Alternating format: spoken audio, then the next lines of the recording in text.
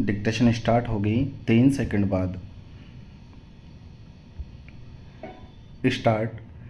सुवाक्य, आज के विचार, अनमोल बोल आदि नामों से प्रचलित वाक्य हमारे लिए सदैव औषधि का काम करते रहे हैं।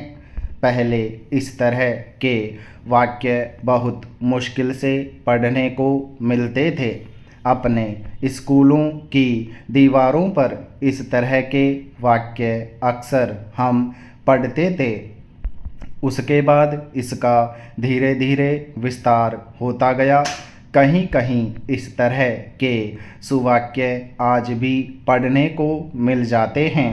हालांकि हाल के दिनों में सुवाक्यों की बाढ़ सी दिखने लगी है। लोग मोबाइल पर सुबह की राम राम के बजाय सुवाक्य डालने लगे हैं।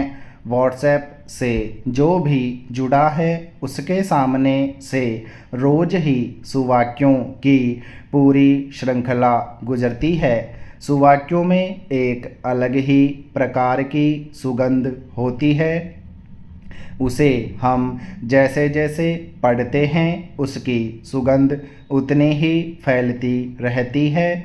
कई वाक्य हमें तुरंत ही प्रभावित करते हैं, कहीं कालांतर में याद आते हैं। कई वाक्यों को हम अपने जीवन में उतारना चाहते हैं। कई वाक्य हमें आंदोलित भी करते हैं। कई बार तो हमें लगता है कि यही तो मेरे साथ हुआ है, काश मैं इसे पहले समझ जाता। कई वाक्य हमें इस बात के लिए प्रेरित करते हैं कि इस पर तुरंत अमल कर लिया जाए। हम उसे अमल में लाते भी हैं, पर कुछ दिन बाद जिंदगी अपनी पटरी पर लौट आती है। सुवाक्यों की दुनिया बहुत ही छोटी होती है। हम जैसे ही पढ़ते हैं हमारा मस्तिष्क उससे प्रभावित होता है। हमें लगता है कि इसे तुरंत अमल में लाया जाए तो हमारा जीवन आसान हो जाएगा, पर वाक्य का असर कुछ ही देर होता है। उसे अमल में लाने के कुछ देर बाद वह कहीं विलीन हो जाता है। आजकल देश में व्हाट्सएप पर पढ़े लिखे और यहाँ तक कि अनपढ़ लोग भी संदेशों का आदान प्रदान करने लगे हैं। ऐसा लगता है मानो देश के सभी लोग अति शिक्षित हो गए हैं। ज्ञान का भंडार खुल गया है, हर कोई ज्ञानी बन गया है। वह एक से एक संदेश देने लगा है। सारे संदेश और उपदेश केवल देने के लिए ही होते हैं, ऐसा मानकर वह दिन भर एक से एक संदेश देने का काम करता रहता है। अगर इन संदेशों का मर्यादा में उपयोग हो तो यह अपने विचारों की अभिव्यक्ति का सशक्त माध्यम है। आजकल इस माध्यम का दुरुपयोग अधिक हो रहा है। अच्छी जानकारी कहीं दबकर रह जाती है, पर समाज में नकारात्मकता फैलाने वाली सामग्री बहुत ही तेज़ी से फैलने लगी है। हमारे मोबाइल में विभिन्न तरह के संदेशों की भरमार है। किसी को भी संदेश भेजा जाए तो उसके पीछे के भाव, उसका अर्थ भी जानना चाहिए। इस तरह के सुवाक्य हमें केवल मोबाइल में ही मिलते हैं, ऐसा नहीं है। सामान्य जीवन में हमें प्रतिदिन कुछ न कुछ सीखने को मिलता है।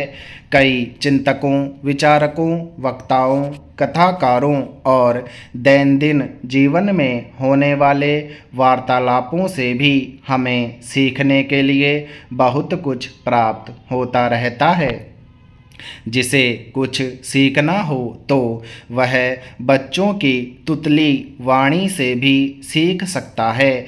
कई बार मूक प्राणी भी अपनी हरकतों से बिना कहते हमें बहुत कुछ सिखा देते हैं। सामान्य रूप से हम रोज ही कई संदेशों को डिलीट कर देते हैं। इसके बाद भी कुछ संदेशों को हटाते समय ऐसा लगता है कि इसे रख लिया जाए। जिसे सुरक्षित रखा जाता है वे संदेश संतों महान व्यक्तियों के होते हैं जिनसे हम सदैव प्रेरित होते रहते हैं, उसका अनुकरण करने की कोशिश करते हैं। सुवाक्य कई बार जीवन की दिशा ही बदल देने की शक्ति रखते हैं। कई बार उल्हाने भी जीवन को नई रोशनी देने में सहायक होते हैं। उल्हानों को चुनौती मानते हुए जो प्राण प्रण से जुट जाते हैं वे सफल होकर दूसरों के लिए प्रेरणा बन जाते हैं। आज हमारे सामने जो सुवाक्य आ रहे हैं उसे अगर ध्यान से पढ़ा जाए तो ये भी दिन को प्रफुल्लित बनाने का काम कर सकते हैं। कई बार ये सुवाक्य हमें हताशा से भी बाहर निकालते हैं। इनमें एक अलग तरह की सुवास होती है। जैसे जैसे उसे पढ़ा जाए वैसे वैसे उसकी सुगंध हमारे आसपास फैलने लगती है। पहले कई लोगों के पास एक किताबनुमा नोटबुक हुआ करती थी जिस पर वे विभिन्न स्थानों लोगों से प्राप्त सुवाक्यों को लिखकर उसका संग्रह तैयार करते थे। इस तरह के सुवाक्यों का विशाल भंडार है। कुछ लोग तो विख्यात लोगों के सुवाक्यों को अपने नाम से लिखकर अपनों को भेजने लगे हैं। अब दीवारों पर सुवाक्य नहीं दिखते। व्हाट्सएप की दुनिया में तो सुवाक्यों का भंडार है। लोग अपने अपने समूहों में सुवाक्यों का आदान प्रदान करते रहते हैं। कई लोग इसे पढ़ते भी नहीं, तुरंत ही दूसरों को भेज देते हैं। सुवाक्य तो अपनी जगह ठीक है पर कई लोग इन सुवाक्यों के बीच जहर फैलाने का काम भी करने लगे हैं। लोगों को इससे बचकर रहना होगा क्योंकि लोगों को बुरी चीज़ें तुरंत आकर्षित करती हैं। इसलिए जैसे ही इसकी भनक मिले हमें सचेत हो जाना चाहिए, नहीं तो बहुत देर हो जाएगी। हमारे मोबाइल में भी सुवाक्यों को जमा करने की व्यवस्था है। इसे अगर हम नोटपैड पर जमा कर लें तो कई बार ये हमें हताशा के सागर से निकलने में सहायता करेंगे। हमारी छाया जब हमारे कद से बड़ी हो जाए तो हमें यह समझ लेना चाहिए कि सूरज डूबने वाला है। भारत निर्वाचन आयोग ने इस चुनाव से सबक लिया है कि चुनाव प्रक्रिया को गर्मी में शुरू होने से 1 महीना पहले ही पूरा कर लिया जाना चाहिए। दरअसल मतदान के आखिरी चरण में लू और गर्मी से बीमार होने के कारण 33 मतदान कर्मियों की मौत हो गई। हैरानी है कि निर्वाचन आयोग को जो बात सामान्य बोध से समझ आ जानी चाहिए थी वह मतदान कर्मियों की मौत के बाद समझ आई। इसे लेकर शुरू से आशंका जताई जा रही थी कि मई के महीने में तेज गर्मी और लू के कारण लोगों की तबीयत खराब हो सकती है, मतदान में गिरावट आ सकती है। मगर निर्वाचन आयोग ने न केवल इतनी तेज गर्मी में मतदान की तारीखें रखीं बल्कि उन्हें 7 चरण में फैलाकर बेवजह लंबा कर दिया। हर वर्ष गर्मी की वजह से लोगों के मरने के आंकड़े बढ़ रहे हैं। निर्वाचन आयोग उनसे अनजान नहीं माना जा सकता।